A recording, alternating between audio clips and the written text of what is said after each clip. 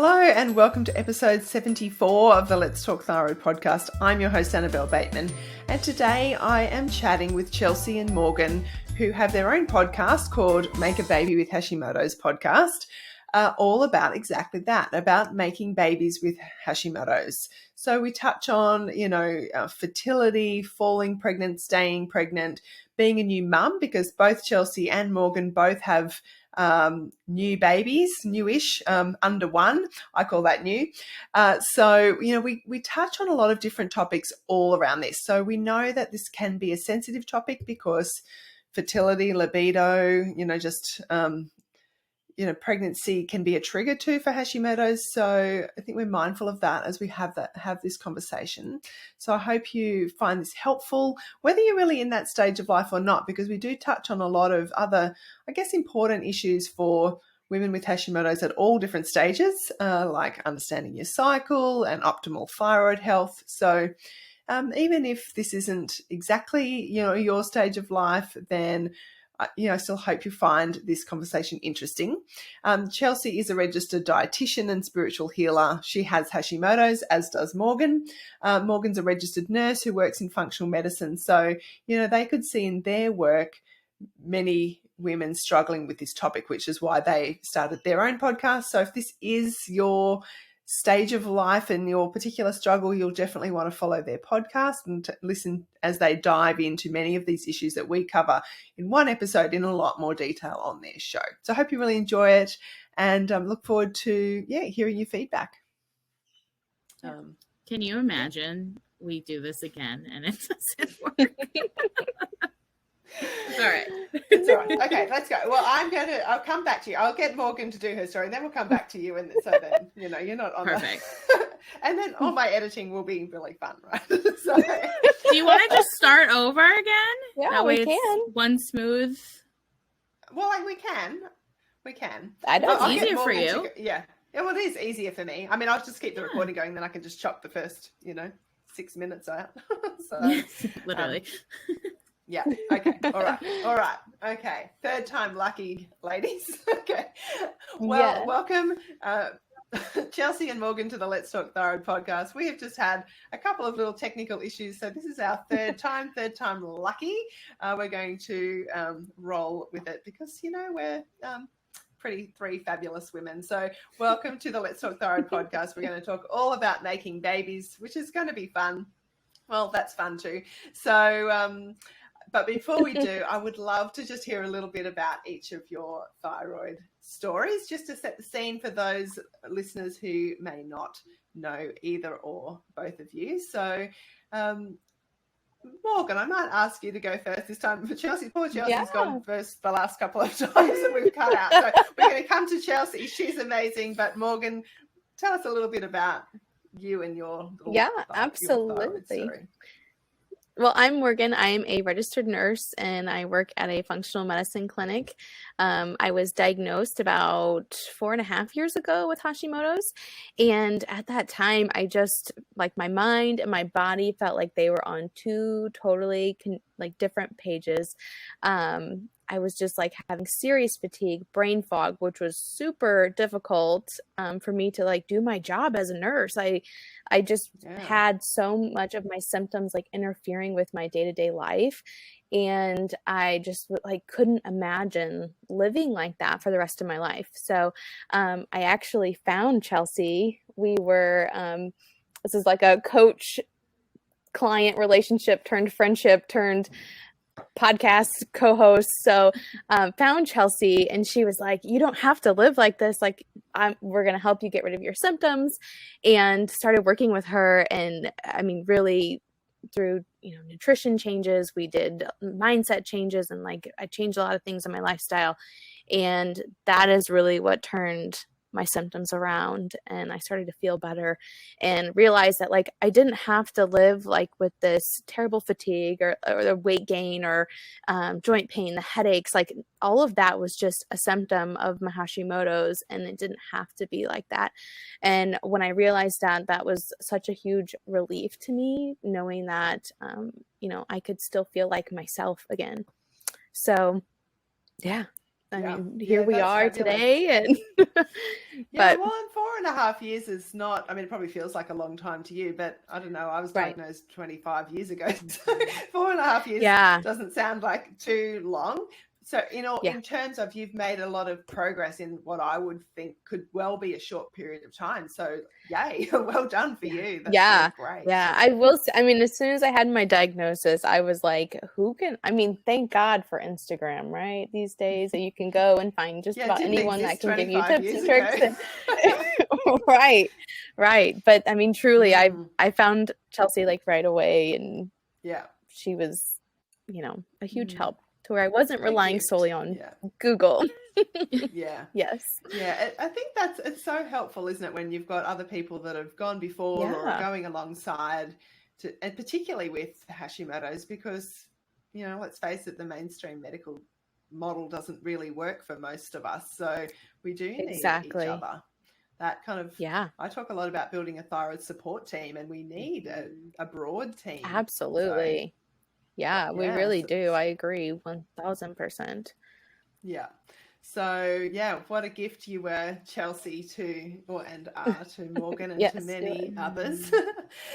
So, Chelsea, do you want to tell us a little bit about your story then, and how you got to be helping people like Morgan? And tell us what happened for you. I would love to. I'm like trying to hold back tears because we don't need to record this again, but that was so kind. Thank you both for your kind words. Well, I am Chelsea. I'm a registered dietitian and spiritual healer, and I was diagnosed about 7 years ago. And when I was first diagnosed, I was so confused, overwhelmed, felt so alone, felt like Google couldn't help me. And my only options were to wait until my thyroid basically died or figure out something that was going to work for me and my body. So I really changed my mindset, my nutrition, my lifestyle through a lot of trial and error, and was able to ditch my symptoms. And I had gained 30 pounds in 3 months. I had joint pain, fatigue, my cycle was off, acne, had, all of it. And it just broke my heart. It broke me mentally, physically, emotionally, spiritually. And I feel so lucky that I was able to find a way to help myself and now help all these other women with Hashimoto's feel better, ditch their symptoms, eat really good food, find what works best for their body, and have a lot of fun, because this doesn't have to be a miserable, lonely process. And we're all here for you. And I just am so lucky to get to do what I do. Yeah. Totally. I agree with you 100%. And I think in this space, because we, like when you are feeling all the symptoms, it can be pretty miserable, and obviously depression and can go along with it as well. And so I think when I started this, podcast, and sort of my kind of focus on this space, I just wanted to really bring a lot of what you just said, that positive and practical, I suppose, are my two things. I want it to be positive, offer hope, and practical, because we all need things we can actually do. And I think what I had noticed broadly in a lot of, particularly more online forums and things like that, is that it could be a very negative space, and a lot of complaining, which is understandable, because we all like to, I've been there too, but it's nice. But when you've come, I suppose when you've come through the other side a little, and it's an ongoing thing, I know, you just want to say, no, but there is hope. You can feel better. It is possible. Yeah. So I love what you're doing. Oh, well, we love what you're doing. Yeah. Well, look, one of the things, and that I found about the podcast, is that I've just got to meet these most fabulous people all around the world, and I feel like I'm meeting my thyroid support team in a lot of ways, because, like I said, I was diagnosed 25 years ago. There was no Google, and maybe some of that was good. There was no Instagram or Facebook groups or any of that, and so it's been a long journey for me too. So, but that's like, we'll come through the other end as well. But today we're all going to talk about making babies and pregnancy and, fertility and all those, there's a lot of issues that surround all that goes into pregnancy and babies when it comes to Hashimoto's. And you guys have just started a new podcast together called Make a Baby with Hashimoto's. Yes. So we're going to dive. That's obviously what we're going to be talking about. But I want to say, if you're in that stage of life, when you're listening and you want maybe having trouble falling pregnant, or you're in that stage. I'm a bit out the other side, and I really don't want any more babies. My youngest is 14, so like that would not be good. And my husband had a vasectomy a long time ago, so it really wouldn't be good. But if you're listening in that stage, start following Chelsea and Morgan and listen to their podcast, because I mean, it's very specific, but there's a lot that goes into it. So I'd say from the outset, you'll want to be following what you're doing. So maybe right from the outset, I mean, I've got to say for me, and I was really lucky. Like, I've got 3 children. I didn't have trouble falling pregnant any time. In fact, the first one sort of happened a bit too quickly, not too quickly, but like I had worked out that being on the pill really didn't agree with me at all. I wasn't on it for very long before I realized that, and then just sort of tried to count cycles and try to do it. Mm-hmm. Clearly I wasn't very skilled at it, because I did fall pregnant a little sooner than I had planned. And then each time, I've got to say, I'm very grateful that difficulty falling pregnant was not a problem when it really could have been. Because like if I look way back for all of my 3 pregnancies, I wasn't managing my thyroid health how I am now in that holistic, diet and lifestyle changes. I hadn't done any of that. So really I could have had a lot of problems, but I didn't.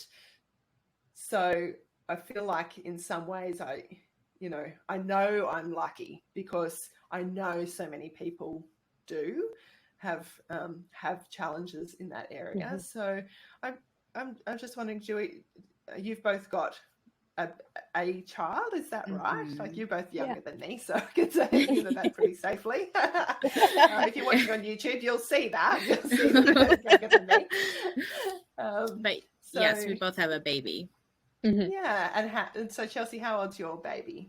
Mine will be 11 months next week. Baby. Oh, yeah, that's baby. So cute. Yeah. And has that been a long process? Like, has that been a journey for you?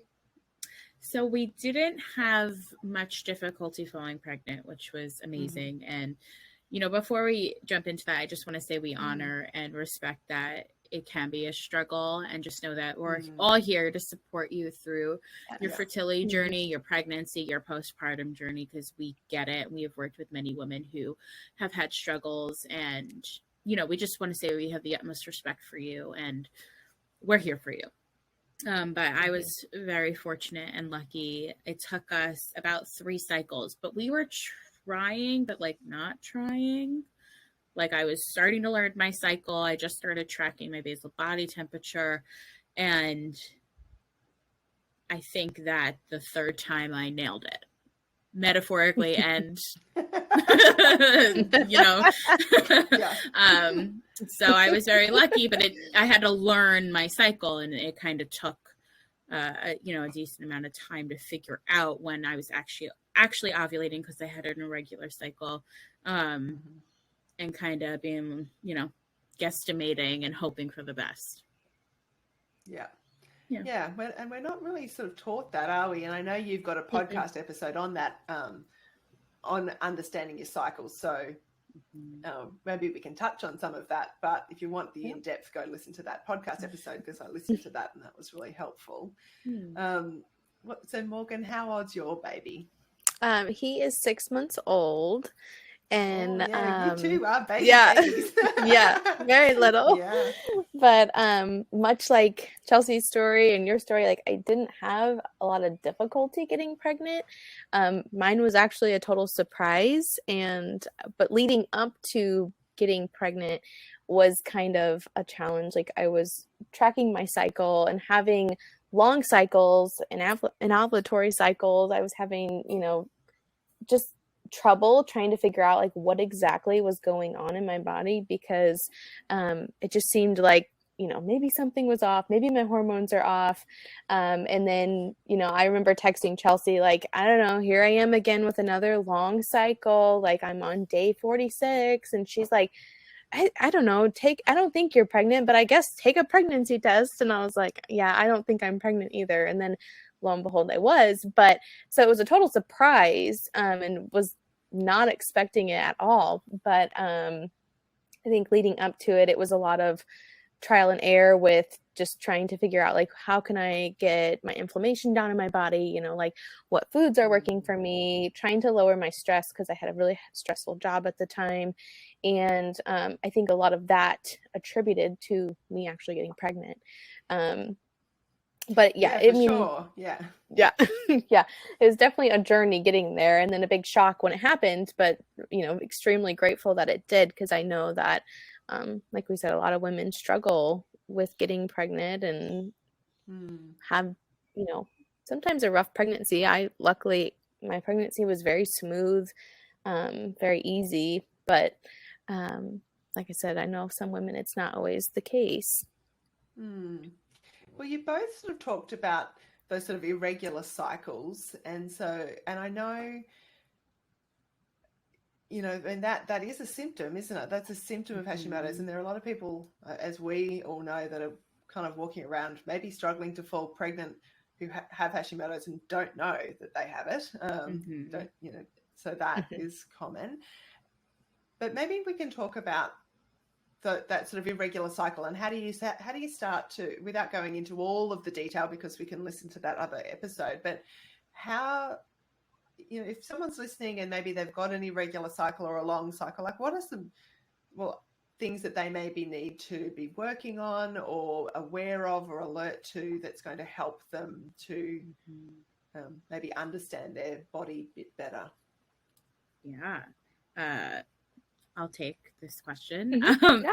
So I think that the most important thing for all women of childbearing age, or really when you first get your first period, is to actually learn what a period is and what your cycle is, and how to track it without the use of an app on your phone, which doesn't know anything about you. There's no context, doesn't know what's happening. And I think that we forget that our thyroid plays a huge role in our cycle and really every bodily function that we do. So when your thyroid's off, I would be shocked if your cycle wasn't a little bit off. So I'm a huge fan of basal body temperature tracking, because it is, I don't want to say it's foolproof, because it's, it took me a long time to get it, but it is just the easiest, least invasive, natural form of birth control, really, whether you're trying to conceive or trying to avoid. And what BBT is, like, super quickly, is your basal body temperature. So it's basically your lowest temperature of that day, or when you're at your calmest, most least stressed state. So it's usually right when you wake up. That's your basal body temperature. So knowing that, you'll see patterns on how your body works at different parts of your cycle and the different phases. So I think that that's like the big kahuna, the number one thing that I would suggest women doing if they're just starting their fertility journey, or just got diagnosed with Hashimoto's and things are off, or wherever you're at. It's never too late to learn how to start understanding your body and the phases of your cycle that it's in. And so how do you, do you keep a thermometer next to your bed on a really practical level? Like, how are you doing that? So that's the most, recommend people do that. Get a thermometer. That is one of the most simple ways to do it. And then there's tons of fidgets and things you can purchase that are a little more pricey, but are a lot more convenient. So for example, we love the brand Temp Drop. It's a little thermometer. It's like this big. It's a tiny circle, and it goes right under your armpit. And they have like something that holds it in while you sleep. So it tracks your temperature, basically your whole sleep. And it takes the correct one on average. And then you have an app that connects to your phone, and it shows a graph. So I could tell where I'm at in my cycle, which is really great. But they also sell, there's ones like Daisy, which is one you put in your mouth, and it has like a light. It's like red, yellow, green light. So it tells you whether you're ovulating or not, basically. And I believe there's definitely an app with that one. There's tons of other ones on the internet. So I say keep it simple. My biggest thing was I didn't trust myself to actually do it every morning if I just rolled over and had a thermometer. It's hard enough taking my thyroid medication every single morning. So, popping a thermometer in my mouth or putting it under my armpit, which are the two ways you would do it, just wasn't realistic for me and my life because I know myself. So, it's really a preference. And so, yeah, it's tracking that, and obviously, daily for several months. Like, do you think you need to do that for several months before you start to see a pattern? Yeah, so I would say a minimum of 3 to 4 months, you'll really start understanding where your cycle is at typically and how long your cycle is and when you're going to get your period. The biggest thing that I want us to be aware of, though, with basal body temperature is that you're looking at your chart and you won't know if you ovulate until after you've ovulated. So the thing is, when you ovulate, your temperature drops. And then when you get your period or when the egg is, implanted into your uterus, your temperature goes up. And then it will either stay up if you're pregnant or it will come back down to start your cycle over again. So you won't know until after you ovulate. But if it's trending in that direction every single month, you'll know what phase of your cycle that you're in. That's why it's important to track for several months to really understand. And I know, like you said before, if you're doing that tracking physically as opposed to just inputting details into an app that guesses as to when you should be ovulating, or is that what you mean, Chelsea, when you said rather than trusting an app? Yeah, so there are these period tracker apps, like every iPhone comes with one, and then you can download tons of other ones.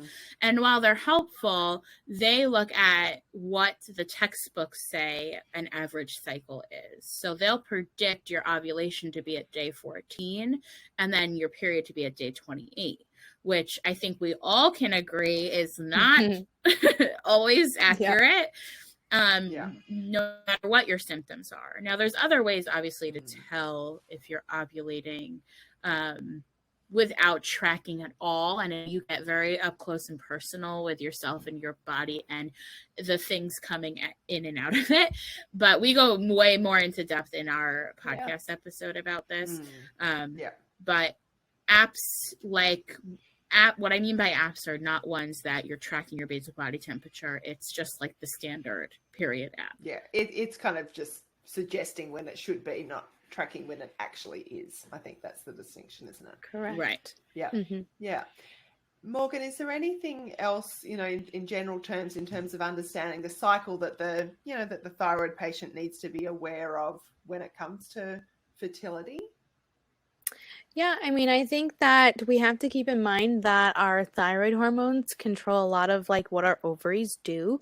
So if you are having, irregular cycles, you can still track, and that can kind of give you a general idea of, if you're ovulating or not. And then, when you have that information, that data, I think that's a good time to then go to your OBGYN gynecologist and say, hey, look, I'm thinking about having a baby in the future, or, I'm wanting to make sure my body's like ready to go when me and my partner have made that decision. And, just let them know that you've been tracking and I'm noticing that, maybe I'm not ovulating or I'm having really irregular cycles. And I think it's important then to make sure that you're having blood work drawn quite frequently during that time too. Have you had a full thyroid panel drawn within the last 6 months? And then also, might be a time for your gynecologist to say, well, maybe we can draw some like hormone lab work and see, you know, what are your hormones doing? Because your hormones do control what your cycle's doing. And, you know, if they're irregular or you're not ovulating, clearly something's going on, and we, you know, maybe we need to start you on some medication to get your thyroid levels where they need to be, which in turn then might help your ovaries do what they're supposed to do. Yeah. So Yeah. I think keeping that in mind when you're thinking about when you're trying, or if you're you know, getting ready to start this whole journey of making a baby, that's something that I would look for. Yeah. Yeah. And I mean, getting your full thyroid panel done regularly is something, regardless. I think, you know, I think it's the control freak in me that likes to get mine done fairly regularly, like, you know, every 3 or 4 months at least. Like the whole get it done once a year is like, that's crazy. Like, how would I know? Like, if I started to go, you know, things have gone haywire, then that's way too late to know, irrespective of the, you know, being ready to fall pregnant, but especially then. So yeah, if we know, and then our thyroid hormones are needing some support, you know, whether with medication or whatever, then yeah, that seems like so important. Yeah. You mentioned before, well, both of you mentioned in talking about your stories that making some diet and lifestyle changes helped you feel better and, you know, get rid of some of the symptoms. And you, Morgan, said you thought even though you didn't have trouble falling pregnant, you'd done a lot of work beforehand. So, you know, that sort of, you put that into context. So what were the sorts of things that you did or you think made a difference in that broader picture of your thyroid health, but probably did influence then your ability to fall pregnant? Yeah, I think that a lot of it for me was, as far as like lifestyle changes I was making sure my body was having enough water every day was huge. Getting enough adequate sleep. I am a notorious night owl, and I will stay up late when I have to get up early. So like making myself have a routine and sticking to it, and like getting to bed at a decent time and having like good quality sleep was huge for me. And that, I mean, I saw leaps and bounds of improvement in my thyroid symptoms when I started getting like 8 hours of sleep at night. That's amazing, isn't it? Because it's easy to dismiss sleep, isn't it?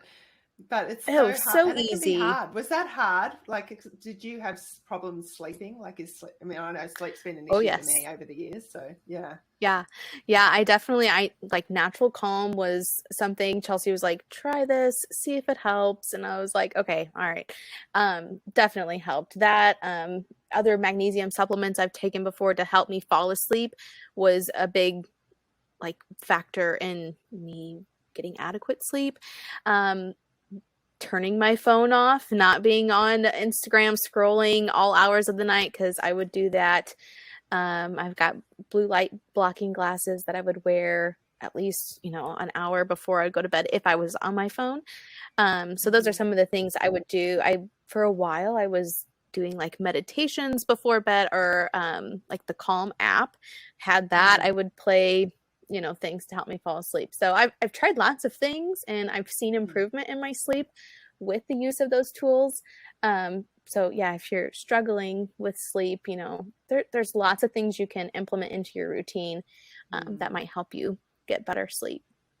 So that was one of them. But you noticed a significant difference then when your sleep improved. You noticed a really significant improvement in your overall. Absolutely. Yeah, just my energy levels alone were, I mean, so much better. I really felt like my brain fog wasn't, I guess my clarity was a little bit better when I was sleeping, getting like quality sleep. But yeah, definitely just felt like I woke up way more refreshed and like ready to take on the day when I had good sleep. And I think in like other aspects, as far as trying to have a baby, like having energy to, you know, I feel like helped my libido and helped me like want to go do things with my husband. So yeah, it's a big part of it, isn't it? I mean, if you don't feel like you want to have sex, well, you know, that's sort of a bit of a problem. Yeah. And it's kind really of a downer. counterproductive. It sort of becomes, Yeah. well, I noticed that, like, being on the pill really wrecked my libido. And I'm like, well, hold on, this is a bit counterproductive here. Yeah. So, Yeah. sort of like a A double pill will whammy. do Like, that. Yeah, I was gonna say, yeah. Yeah. So that does make it, so getting enough sleep, having the energy to actually want to. Yeah. Absolutely. Yeah. Chelsea, I mean, it sounds like you sort of made a lot of these change, like that sort of diet lifestyle changes to your thyroid soon after you were diagnosed, and your journey's a little bit longer. Like, do you see a lot of that the changes you've made having gone into that, making it perhaps easier to fall pregnant? Like, do you see that connection? Oh, yeah. I truly feel that it's very common for women with Hashimoto's to get diagnosed while they're trying to conceive or after they immediately fall pregnant. And because that's when we are testing for it, like we were talking about before. So I definitely think I'm very lucky. I was in school to become a registered dietitian. So nutrition was a huge part of my life. So I immediately turned to that. And I feel very fortunate that I had that knowledge at that point.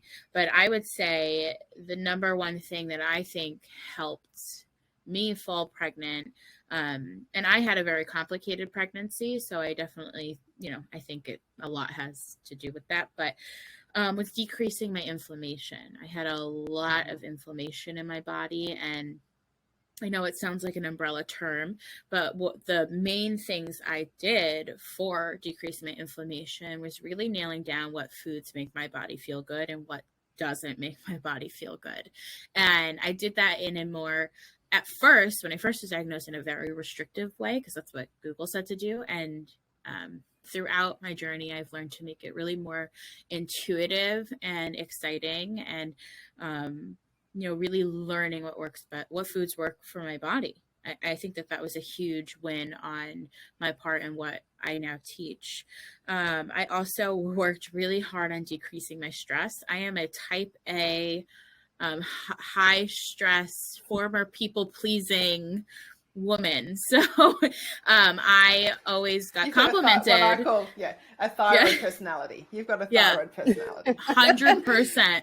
100% thyroid personality. And, I used to be praised on it. And now I realize how really incredibly toxic for me and my body it was. And it took a large toll on me and a lot of work to actually notice when I was doing things that weren't beneficial for me and how to move through them. And that took a lot of healing past trauma, and a lot of therapy and spiritual healing and Reiki and all that good stuff. So kind of all that combined, I think really, really helped me decrease my inflammation and allowed my hormones to actually do what they were supposed to do for quite a bit, which, I think is always a positive. Well, it's amazing, isn't it? Like, when we reduce inflammation, and I would say that's my whole approach to my life, like an anti-inflammatory life, or trying. But when we're doing that, then it does, I guess we reap the benefits in ways that we don't always know. And so if you're listening to this and maybe you haven't started down that path, and you're looking at optimizing your health and your cycle to fall pregnant, then probably it could well be a key to it takes just work. Optimal health, and obviously we're going to fall pregnant when we're in optimal, it's much more likely when we're at optimal health. So right. And it takes a lot of work to get to that point. And I also think it takes a lot of work to understand that that's the next step to work on. So I think, inflammation is key in most autoimmune diseases, but specifically Hashimoto's, and very much so when making a happy home for a baby. Yeah. When you say that, sort of like the understanding that's the next step, what do you mean by that? Like actually making the decision, like to do that? Or I think we as a society like staying comfortable in uncomfortable situations, because that's what we do. And so realizing that we need help or that we have to invest time, money, energy in ourselves to make a change or to learn or to just feel supported is a big step to work on. Yeah. Yeah. Massive, Yeah. isn't it? Like, yeah. Mm-hmm. Yeah. Yeah. You're nodding there, Morgan. It's a Was big that investment into like, yourself. and you're worth it. And I think, often when I talk to people, that Absolutely. is also part of it, is like we're so busy. And I think this goes with what I call the thyroid personality. It's that type A driven. You can be good at doing everything for everybody else, but not so good at supporting yourself. And so if you're listening and you are like that, you're worth feeling good too. You're worth having good health and having that body that's working well and without symptoms, and that's capable of falling pregnant and staying pregnant and being a mum, and and just a healthy, happy person. You're worth that. 100%. And it's I'll never forget when someone said this to me. It's, why are we trying to pour out of an empty cup when our cup should really be overflowing? Because that's when we can give a ton to other people and still fill ours up. And the way we do that is by taking time for ourselves and learning ourselves and respecting our bodies. Because I think all of us can agree that our main goal is to have you feel like your mind and body are connected. No matter what journey or path you're on right now, we want you to feel like what your mind is saying, your body's doing. And that takes time and work and support, but really investing in yourself, because you're worth it. Yeah. And look, I think if I had have known what I know now when I was, probably more when I was a new mum, even more so, because the pregnancy thing, like I said before, I didn't so much have trouble falling pregnant. But I think for me, if I had made some of those changes, learned how to manage stress and expectations, if I'd made, cut out the inflammatory foods, I didn't love those the baby toddler years. And some of that, I look back and I think a lot of, well, it's hard to know, but some of that at least would have been because my health wasn't optimal. I think I was irritable and agitated, and I think a lot of that was gluten, and that sort of gut-brain connection. I'm still the same personality, so I can't sort of blame everything. But I do think, I think you ladies are set up, because you're understanding your body and your cycle and all those changes. I don't know what I'm trying to say. I feel we're like not it normal. would have helped me back then. Yeah, and maybe no, but I just think, wow, that is great, because you've done the work before. I suppose that's what I'm trying to say, is that you already have done a lot of that work, and I think that will just set you up really well. Being a mum's hard regardless, but if you in a good place and you've done a lot of that work already, I reckon that's going to be great, because it's hard. I mean, yeah. And there's no better time to start working on yourself than now, whether you're trying to conceive or not. And once you're a mum, you do have to think about other people. So if you're not a mum yet, and then pour some of that energy and effort into getting well, because once you're a mum, you do lose a lot of that time, like all of it. Invested in. I was gonna say, you get some of Chelsea it back, and I just had a conversation. Chelsea and I were just talking about this the other day, about making time for ourselves and putting time into nurturing ourselves, like you said, filling your cup up, but it's hard to do. Yeah, it is. Yeah, it is hard to do. And especially, I mean, the reality is when you've got babies, they are dependent on you, so it is carving that out. I know. Chelsea, you said your pregnancy was a little bit hard. Do you think that was thyroid related? So I don't know. And I get this question quite often, because the research states that Hashimoto's doesn't necessarily play a role in like gestational diabetes or gestational hypertension, which are things that I had. I think a lot of it is genetics, is luck, is life, and I think that it helped me. It honestly, looking back at it now, I didn't think this then, but I think it helped me prepare to ask for help postpartum and be open to receiving help postpartum, but also working on myself postpartum and having that clear boundary with myself and my support system. But I have no clue whether or not it was because of my thyroid health. But prior to when I got pregnant, my thyroid was not, like, my TSH was the highest it's ever been. I had more antibodies than I've ever had. Things were way off. So I immediately was put on medication for the first time. I wasn't on medication prior to that. Thyroid medication, I mean. And that, that helped throughout my whole entire pregnancy for sure. But so I don't know if it played a role or not. I think it's so hard to tell. It is hard to tell often, isn't it? It's a bit of a crystal ball gazing activity and a backwards. We can just try to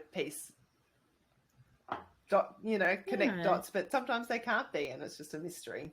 I just don't like in my gut, I don't feel like it had anything to do with it. I think a lot of it just has to do with my predisposition, being like an considered overweight. I'm saying that with air quotes if you can't see me, because the BMI system is a whole other conversation we can have.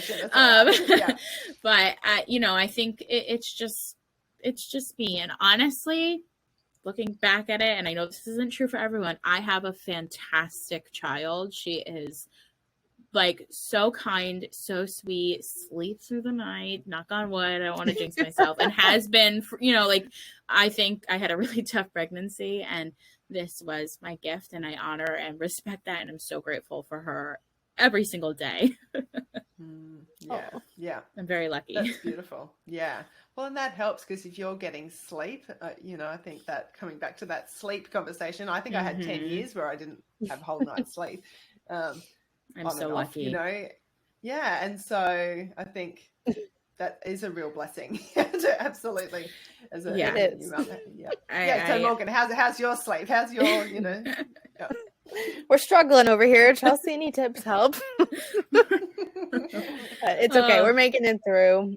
He just, I don't know. He doesn't sleep well, but he's still happy. So I don't know. We're just making it through. They eventually sleep. I was going to say someday. Sleep till lunchtime, but that's a long tunnel. Someday they will. We'll get there someday. Yeah, that's right. So, it's, as new mums, like, are there things that you're, doing? Do you? We talked before about carving out time for yourself, but like, how, if in the context of thyroid health, like what? And obviously, you know lots of good things to do. Like, what are you doing to make that transition into being a new mum work for you? Or are you having challenges? Like, what's working or maybe not working for you? So I think one of my biggest fear throughout my whole pregnancy was that postpartum flare. And I knew it was coming. I was not prepared for it, but mentally I knew it would hit me at some point, and it hit me. And I think, and I hope, if you do fall pregnant and you're listening to this podcast, and I don't want you to fear the postpartum flare, but what I want you to do is be prepared for it, because your hormones are trying to regulate, your thyroid really has no clue what it's supposed to be doing. So the number one thing I did was made sure I was on with my endocrinologist every month. We've been doing blood work to monitor my dose of my medication. I've been really working on, my big concentration is actually like eating enough, and making sure that I'm actually like getting meals and cooking again and trying to get into the swing of things. But I think the number one thing is bringing my daughter along with me for the more mindset work. So, like showing her a crystal and explaining to her what it means, and showing her what me being calm is like, and like coming out of a meditation, or like sitting on the floor with her, like showing her how, it's just a calming experience, bringing her along versus trying to fit it all in while she's napping or sleeping, because that's hard. But that took a lot of time to make work and want to make work. Honestly, I like being alone, and I like doing this stuff alone. But I think it's important to be in touch with your doctors, be on top of what makes you happy, but also like make sure you're eating and fueling your body, because you're on the go constantly. Yeah. And that flare, like Morgan, have you had a postpartum like thyroid flare? Yeah, and I still feel like I'm kind of going through it in it, yes. And I think like with Abe not sleeping, that has a lot to do with it. So that's been my biggest challenge, is sleep. Like I miss my sleep, I do. But it's been a lot of, having good communication with my husband and making sure like, hey, tonight, can you take him? And I'm going to sleep. And it's just been, it's been a work in progress, and that's been our biggest challenge. But, other than the sleeping aspect of it, is just like trying to incorporate or get back to doing things that I know give me like a sense of peace and make me feel like I'm doing something for myself. Like I take Abe with me. I used to walk all the time, walk the dog. And that was like a meditation for me, because I was outside, I was in nature. So getting back, like, and I know the things that make me feel good. So it's just getting back to doing those things, or reincorporating them into our routine. Because I know once I start doing them, like that's going to help me feel better. So yeah, it's still a work in progress.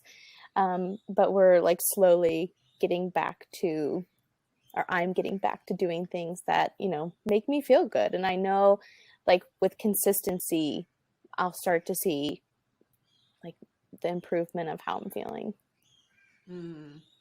Yeah, I think there's two things that I want to come out of what you've both said. And one is the asking for help. So I'll come back to that. But the thing that in terms of that thyroid flare, and we know, but maybe not everyone listening knows, that pregnancy can trigger Hashimoto's. Like that change in hormones, that can be a really common time that it's triggered in people. So puberty, pregnancy, menopause tend to be key trigger times.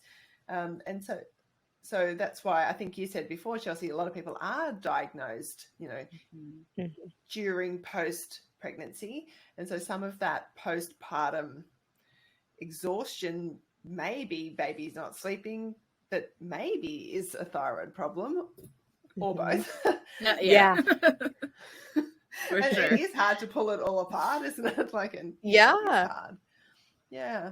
But do you, in terms of the flare, like I've always found it hard to know how to really I don't know. I find it hard to know how to describe, or whether even really for myself to identify like a flare. But can you both, I mean, I know Morgan, you kind of explained a little bit of how you feel like you're still in that, and I get that. So it's kind of hard, when you're in the middle of it. But is that something, Chelsea, have you had before? Like, have you said you kind of expected it, or, it was alert that it might happen. Has it happened before for you? Like, have you had a flare before? Yeah. So I think that when most people are diagnosed, they're actually in a big flare. And what a flare is an extended period of time where your symptoms are worsening. So it's not just like a one day, like you ate something and you feel bloated the next day. It's like, no, every day you're having consistent symptoms for, I would say, like 2 weeks plus. And some people are just living in a flare, and they don't know that it doesn't have to feel that way. And I'm immersed in this world. All I talk about all day is Hashimoto's. So I have a lot of resources at my disposal that warned me, a lot of friends, a lot of resources and my doctor, my endocrinologist, said, postpartum, after, the first 4 weeks, we're testing you every month because we want to make sure everything's okay. And it didn't hit me until about 5-6 months afterwards. And that is when, you're usually still getting up in the middle of the night. A lot of people aren't sleeping. What's Hashimoto's flare? What's just being postpartum? It's really hard to decipher, but it doesn't mean that you can't start implementing things in your life to make your life easier, to feel a little bit better from either or. Yeah, that's right. Or both. Or Yeah. both. And I think that sort of probably leads in a bit to the asking for help, because you were saying, Chelsea, you're working regularly with your endocrinologist, getting regular, more regular blood tests than than we normally would. Yeah. And Morgan, you mentioned, telling your husband what you need. And I think this actually ties back in to making more babies, if you want to say, put it like that. I used to work as a family lawyer and worked with a lot of separated couples in another life. And something that became very apparent to me from talking to, couples that were separated, when I would say things like, can you give me the Reader's Digest version of your marriage or relationship? A lot of the men would say it was all great until we had kids, and then she became like a roommate, my best friend. But so it's that whole, and there's two sides to all of that. This is a whole nother, probably it's a whole podcast, a whole nother topic. Get me heated, girl. It's massive, right? Okay, but and so this is where obviously good relationship takes it's give and take on both sides. So this is. But when we're asking, I'm just thinking, as you're talking, it reminds me that, when we ask for help and we involve our, husbands in, not just trying to do it all ourselves, but asking for help, that does build connection and intimacy, and that, will draw couples together rather than like that, the baby potentially being a wedge. I don't know. Like, we hope. Do you? Yeah. We hope. We hope. That would be, that's the hope, I think, for a lot of women. Communication part of it. I'll never forget having that conversation with my husband and saying, like, I'm going to need you to read my mind before I think it. So start practicing now, kind of thing. Yeah. I'm going to need help. And I think one of the funniest thing that he did was I said, listen, I'm going to need help remembering what medications I take and don't take, because my brain was mush. And he made a Excel sheet and printed it out and checked off every single time I took something. And like, that was his job. His job was doing the laundry and making sure I took my medication. And, he took it on full force, and I'm very lucky and fortunate. And I think that not everyone is lucky to have those kinds of people in their life, but just know that if your support system is somewhere, it may not be in your home, and my heart is with you for that, but just know you do have people to reach out to who can support you and make sure you're okay and do things for you, whether you need meals delivered or, I just think it's important to ask for what you need. Yeah. Truly. And we tend to often not be good at that. I'm not good at that. I'm not good at it either. I think that goes with that thyroid personality, that I'm capable, I'm competent, I can do it myself. I don't need anyone. I liked it, Yeah. But yeah. So it is hard. And it's sort of, I don't know, must be a strange thing for for the men too, to all of a sudden it's different. And as much as it would be nice if they could actually read our minds, but it's, I know, right? Maybe not. I don't know. Maybe not. Maybe not. So, but Morgan, is like, you've been asking for help. You've been kind of, being Yeah, able to I mean, articulate that. it's, I think as like seeing my son, like he's going through changes, I think that then I also see like changes in our relationship because obviously we're having to like adjust to Abe's needs. And that's just requiring like more communication about what I need or what he needs. So it's a constant like what I needed immediately after he was born is like obviously completely different than what I need right now. So it's just a work in progress. And I think too, like still taking the time and like putting effort into my relationship with him, with my husband, you know, that's difficult too, because you do feel like your sole priority is your baby, and like, and then like also I'm wanting to do things for myself, but you have to also nourish that relationship. So I think, you know, like this weekend, we're taking a weekend, just he and I, and my mom's going to have the baby. So it's just taking that extra effort, I think, to put time in with each other. Because it can be difficult, and, you know, especially when you have a child that doesn't sleep. It's really easy to get into the roommate phase too, because you're in your schedule, you're on your baby's schedule, even when you're pregnant, right? Like you're on your bladder schedule, and then you know, if you're trying to conceive, you're on your egg cycle. So like you're literally constantly consumed by one mission essentially each phase. And I think that to speak on this, it's also hard. I'm going to go back to like libido for a second, is a lot of women aren't comfortable with their bodies. With, you know, a lot of women have weight gain with Hashimoto's, and then you're pregnant and that's just, you know, I don't know, not about that life.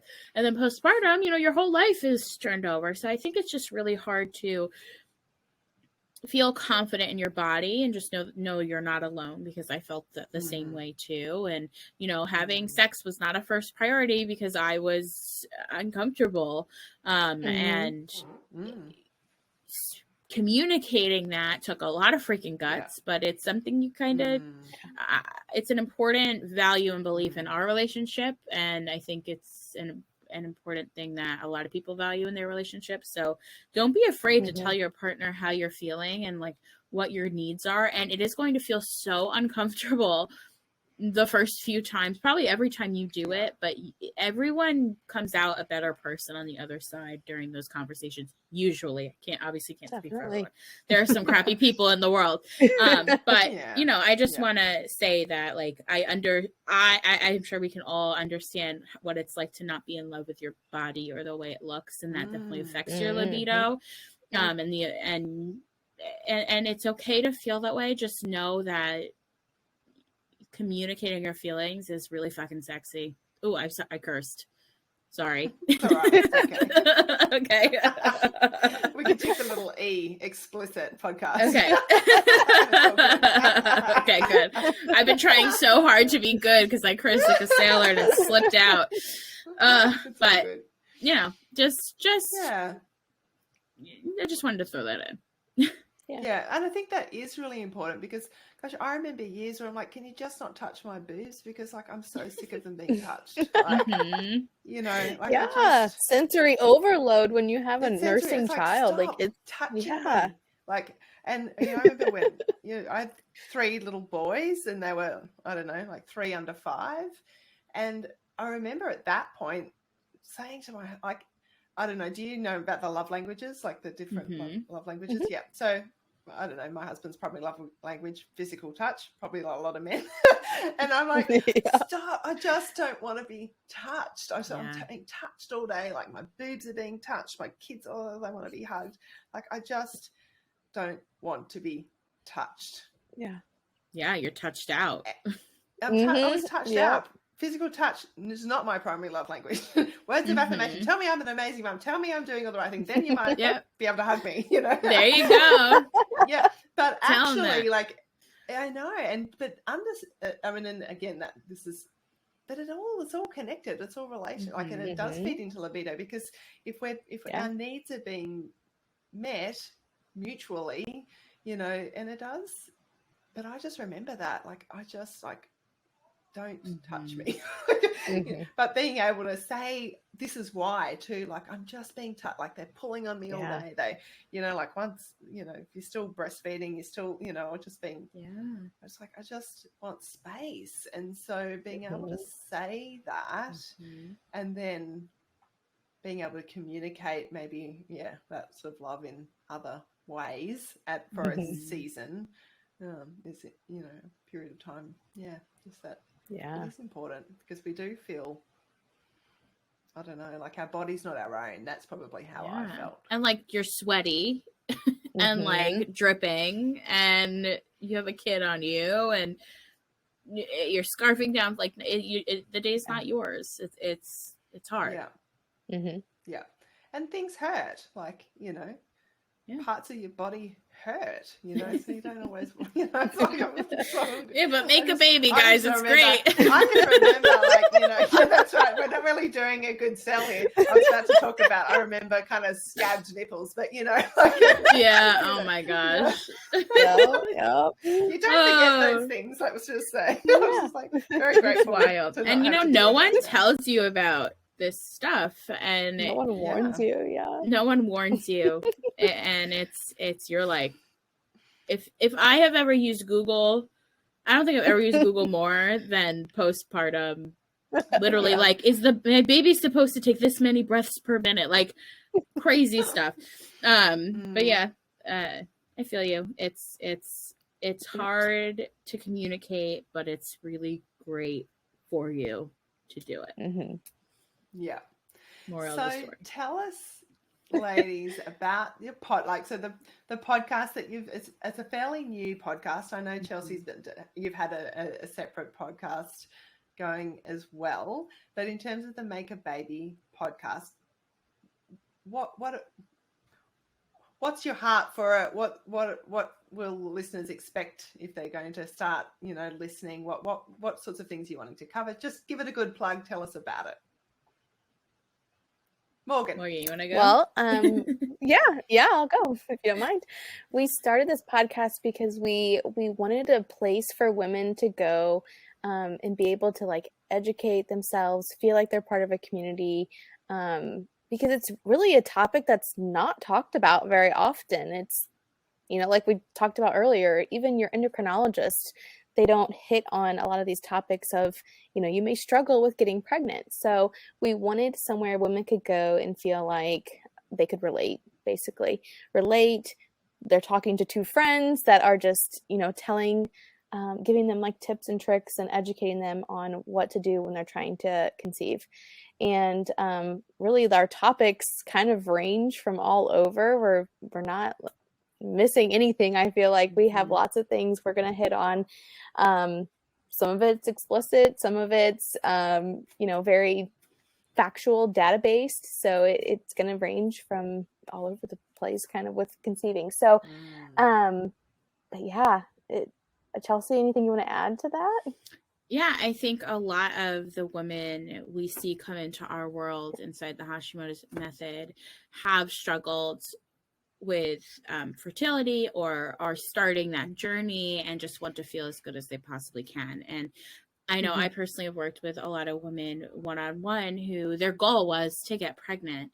And we just wanted to make a safe space where you can come and not feel alone and know that your struggles are not something to be silent about, and that while we may have all had different types of trying to conceive journeys, yours is special and yours deserves just as much attention and love and care. And we wanted, just like Morgan said, it to be a space where you could come, feel like we're all sitting at a couch, on a couch and hanging out and just really providing information, hoping that you feel empowered to start learning yourself more, and that will hopefully inevitably help you conceive or get the help that you need to do so. Fabulous. And where should people come to connect with each of you, both of you? Like where do you want me to send people?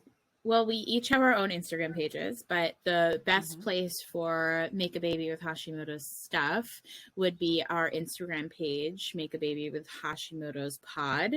And I'm sure Annabelle will link all it of that, below. Yeah. And you can find me on Instagram or inside my program, the Hashimoto's Method membership. I'm the Hashimoto's Method.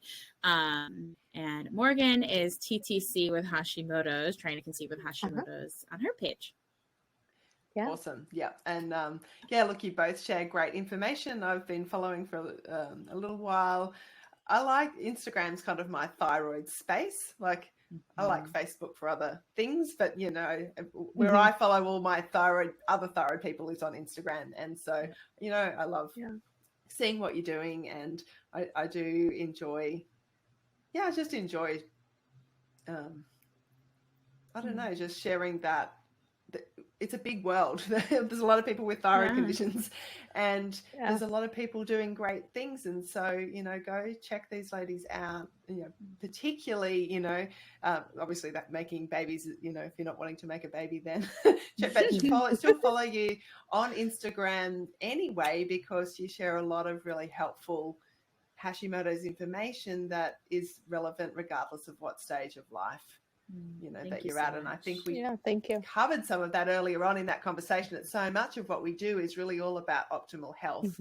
And so look, I think congratulations for tackling, you know, what can be a really sensitive topic and a really heart-wrenching topic for a lot of people. And I think you know, I know I've only just met you both in person today, but I think you'll do it with a real kindness and grace. So thank you. So sweet. I'm just going to stop the recording. Thank you so much for watching this episode of Let's Talk Thyroid. I would love it if you enjoyed it, if you would hit subscribe and the bell. That would be really helpful. Even more helpful, actually, would be to share it with someone else who you know has thyroid issues or you think would benefit from listening. That really is part of my mission, I suppose, is to spread the message of positive and practical approach to managing your thyroid health, so that people really kind of have more energy to get on with living their life and not just some kind of trudging through each day. So spreading that word really genuinely helps other people feel better, live better, be better. The best way that you can connect with me is through my website, which is annabellebateman.com. From there, really, you'll be able to connect in all the other ways. I would love it if you would join my Facebook community group. There's lots of great support there. It's all free. That's, you know, just being with like-minded people. But from the website, you can also book a strategy session with me. So if you're feeling a bit overwhelmed, not too sure where to start, then book a strategy session. There's also freebies to download and links to look at my online courses or purchase some essential oils or my cookbook. So that's really the hub, would be annabellebateman.com. But look forward to connecting with you and just being in this thyroid health journey together. Have a great day. Bye. The information presented and discussed in this podcast is not intended to diagnose, treat, cure, or prevent any disease and should not be used as a substitute for proper advice from a qualified professional.